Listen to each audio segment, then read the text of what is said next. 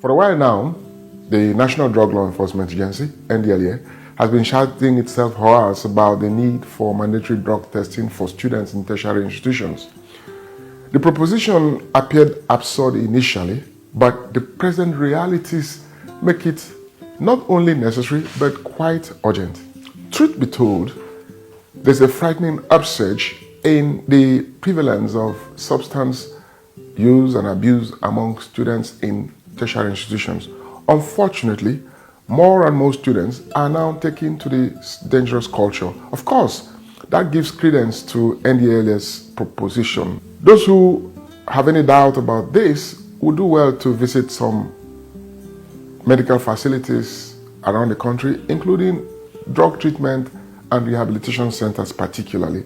But if that is difficult, try surreptitious observation at some of our university campuses and the scenes around students' hostels.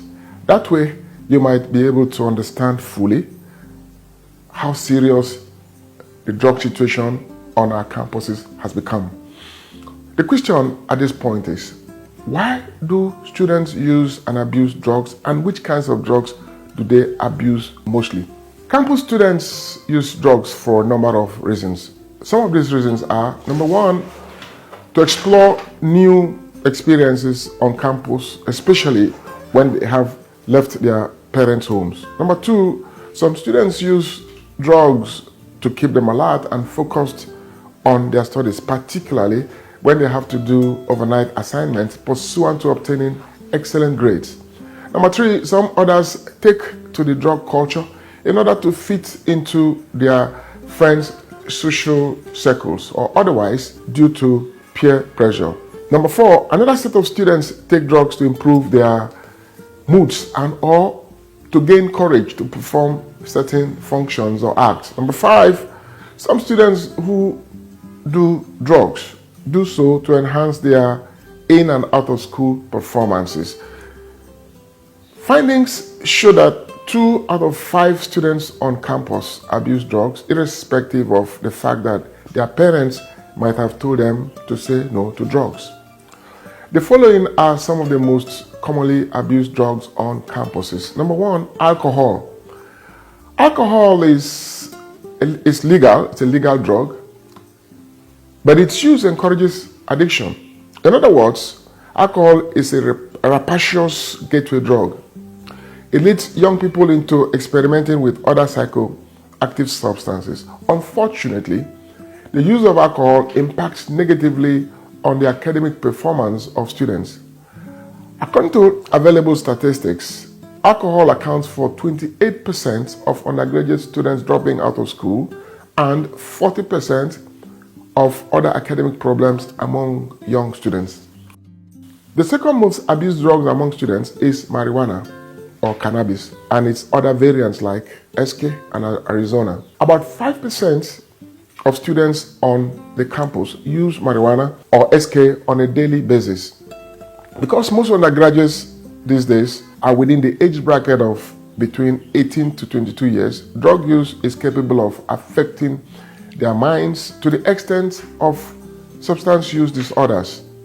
A number of students also use prescription amphetamines like Adderall, also known as ADHD.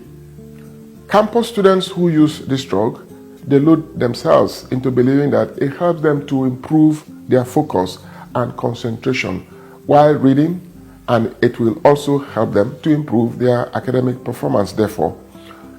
Another drug in this category is Ritalin. Ritalin is a prescription amphetamine that is used by students both as a party drug and study drug simultaneously. The other drugs in this group are Dexedrine and Concerta, amongst others. Many students on campus also use or abuse ecstasy, which is referred to as Molly, and MDMA drugs. Students also abuse prescription opioids and narcotics like Vicodin, morphine, fentanyl, codeine, and tramadol. The abuse of tranquilizers like benzodiazepines, Ativan, Xanax, Sonata, Klonopin, and Valium have also been observed among campus students. These drugs are sometimes mixed with rat poison. Think about it, rat poison, detergents, aspirin, and other substances. The effect of these drugs include seizures, hallucinations, panic attacks, heart failure, and dehydration, amongst others. Here is how the drugs are used. They are either taken orally, snorted, or injected after being crushed. Very often, the drugs are taken in combined form with other substances like alcohol. The question at this point is, what can be done to help the victims in the circumstances?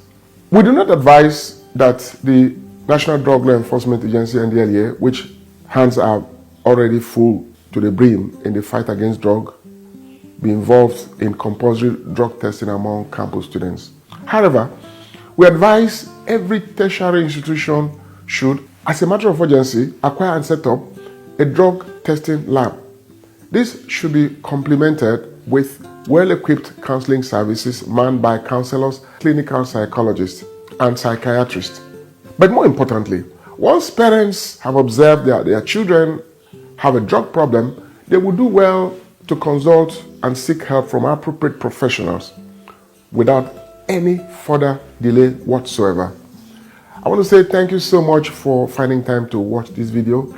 Please let us share the video with others, like the video, but more importantly, say yes to life and no to drugs. Thank you for watching it. God bless you.